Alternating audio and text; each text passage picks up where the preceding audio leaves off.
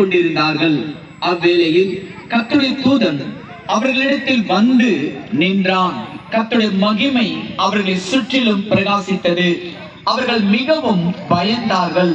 தேவதூதன் அவர்களை நோக்கி, பயப்படாதிருங்கள், இதோ எல்லா ஜனத்துக்கும் மிகுந்த சந்தோஷத்தை உண்டாக்கும் நற்செய்தியை உங்களுக்கு அறிவிக்கிறேன். இன்று கர்த்தராகிய கிறிஸ்து என்னும் இரட்சகர் உங்களுக்கு தாவீதின் ஊரிலே பிறந்திருக்கிறார். வாசிப்போம். பிள்ளையை துணிகளில் சுற்றி முன்னணியிலே கிடத்திருக்க காண்பீர்கள், இதுவே உங்களுக்கு அடையாளம் என்றான்.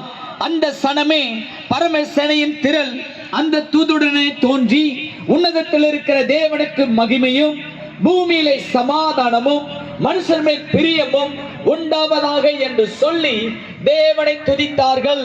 ஹல்லேலூயா. தேவனை துதித்தார்கள். முதலாவது நற்செய்தி. இந்த நற்செய்தி அறிவிக்கப்படுகிறது. எப்படிப்பட்ட நற்செய்தி? ஏதோ ஒரு சில ஜனங்களுக்கு மட்டுமல்ல, எல்லா ஜனத்துக்கும். அப்படின்னா இந்த உலகத்தில் இருக்கிற 6 கண்டம் 7 கண்டம் இருக்குன்னு சொல்றாங்க இல்லையா, அத்தனை கண்டங்கள் இருக்கிற ஜனங்களுக்கு இந்த நற்செய்தியை அன்றைக்கு தேவதூதன் அறிவிக்கிறார். மிகுந்த எல்லா ஜனத்துக்கும் மிகுந்த சந்தோஷத்தை உண்டாக்கும் நற்செய்தி.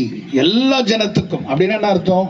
இந்துக்களுக்கும் சரி, முகமதியர்களுக்கும் சரி, மற்ற எந்த மதஸ்தர்களுக்கும் சரி, அல்லது கடவுளே இல்லை என்று சொல்றவர்களுக்கும் சரி, இந்த உலகத்தில் பிறந்த ஒவ்வொரு மனிதனுக்கும் இந்த நற்செய்தியை தேவதூதன் அன்றைக்கு அறிவித்தார். எல்லா ஜனத்துக்கும் சந்தோஷத்தை உண்டாக்கும் நற்செய்தி.